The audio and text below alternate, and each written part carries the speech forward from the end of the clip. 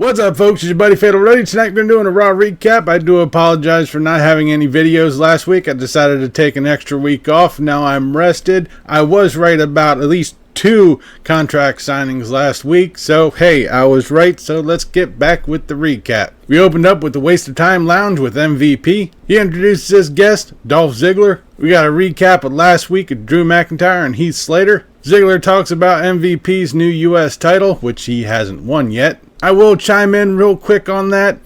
I'm still on the fence about it. I kind of like the old style better. I'll give this a little bit of time. Maybe it'll grow on me. They talk about Ziggler's match at Extreme Rules. They start taking turns fellatiating each other. Ziggler says without him, McIntyre would be an unemployed loser looking for a handout. MVP and Ziggler do more jerking off. It's fucking ridiculous. Then Drew McIntyre comes out. Tells Ziggler that he used McIntyre, and at Extreme Rules he's going to be torturing Ziggler, but to hell with all that, he wants some action now. McIntyre sucker punches Ziggler, dropping him like a stone. We've still yet to find out what the stipulation is going to be for their match. In a backstage interview, Andrade and Garza are interrupted by the Viking Raiders, which brings us to our next match, the Viking Raiders versus Andrade and Garza, which is supposed to be an elimination tag match. This was a pretty good match. Andrade eliminates Aerie, leaving the numbers game to Andrade and Garza, who are still trying to keep as a team. Like I said, this was a decent match. Ivar eliminates Andrade. Shortly after, Garza gets a powerbomb on Ivar, which was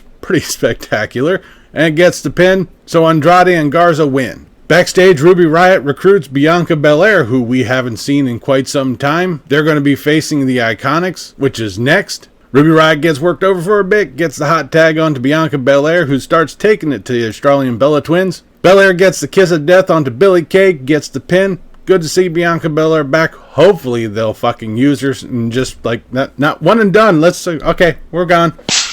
Let's hope they use her, still. But wait, there's more. After a backstage kerfuffle, RTruth challenges Akira Tozawa for the 24/7 title out in the ring. RTruth and Akira comes out. He's got a bunch of ninjas with him. And then the second surprise of the night, Shayna Baszler comes out. She gets in the ring. Akira sends his ninjas out for Baszler. She makes short work of him. At this point, Akira Tozawa dips out. Shortly after, RTruth takes a hint and he buggers off as well. Baszler gets on the microphone, says she's back. In short, she's back to fuck shit up. Last week, Rey Mysterio named his stipulation against Seth Rollins. It's supposed to be an eye for an eye match. Backstage, Seth Rollins tells Murphy to hang tight. He's got a message for everybody. He comes out to the ring for the 2-hour talkathon. Rollins comes out. He talks about the Extreme Rules match. Says he's going to be doing this for the greater good. And at Extreme Rules, he will end Rey Mysterio. He's quickly interrupted by Kevin Owens. Owens runs down Rollins. He offers him an eye patch. Rollins calls out Murphy, but he's quickly intercepted by Aleister Black. And we have a surprise match, Aleister Black versus Murphy. Kevin Owens and Seth Rollins are at ringside. This was a good match.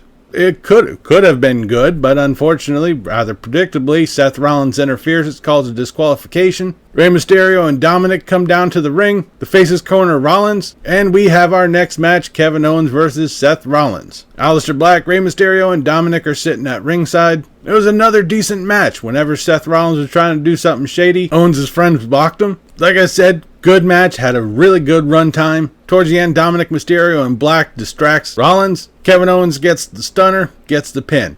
Like the match, really good. I probably would say this is probably the better match of the night. After the match, Mysterio gets on the microphone, tells Seth Rollins that he crossed the line, and at Extreme Rules, Seth Rollins is going to walk in with 2 eyes, but walk out carrying 1. It's going to be interesting to see how they do this whole like eye for an eye stipulation match. They say there's going to be some CG to it.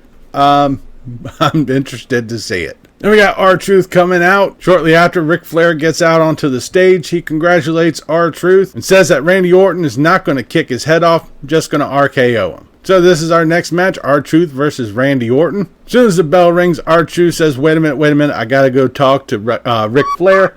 And there's a little bit of a distraction there. Really quick match, couple of blows. Orton hits the RKO. RTruth didn't even get a chance to get his belt off. After the match, Randy Orton sets up for the punt. The Big Show comes running out. Orton tells him to stop. That RTruth wasn't really going to be his target for the punt, that the Big Show actually is. He challenges the Big Show next week to an unsanctioned match. Big Show says yes. Cool. Alright, well this is going to be interesting. We then have Ricochet versus Bobby Lashley. Cedric Alexander and MVP are at ringside. This is a short but decent match. There was a good little bit of action.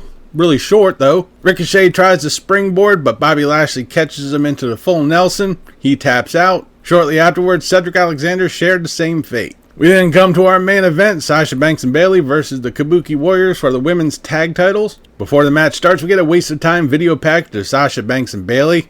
Alright. As soon as the match starts, Sasha Banks and Bayley keep retreating into the ropes. This is a good match. There was a lot of action. Both teams put on a hell of a performance. Kairi Sane went for the sliding elbow, but Sasha Banks caught her, put her straight into the bank statement. She taps out, and Sasha Banks and Bayley retain. Banks and Bayley are celebrating on the ramp. We end tonight's Raw.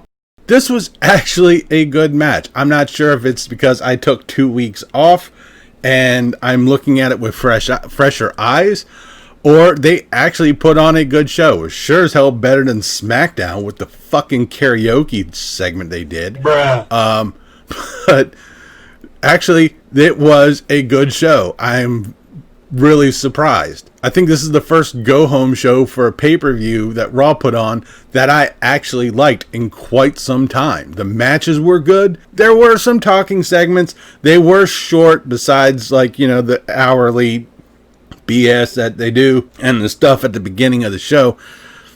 That's not going to change. Like 100 years from now, Raw is still going to have like a 10 or 15 minute segment at the beginning of the show. That's not changing. Other than that, I liked it. The show was good. I'm surprised. I am really looking forward to finding out what's going to happen at Extreme Rules.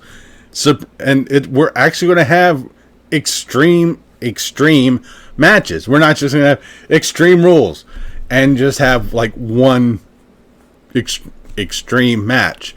This is actually looking out to be a pretty good pay-per-view. I'm really looking forward to seeing it. And that'll do it for this episode of Raw Recap. I'll be back later this week with the SmackDown review.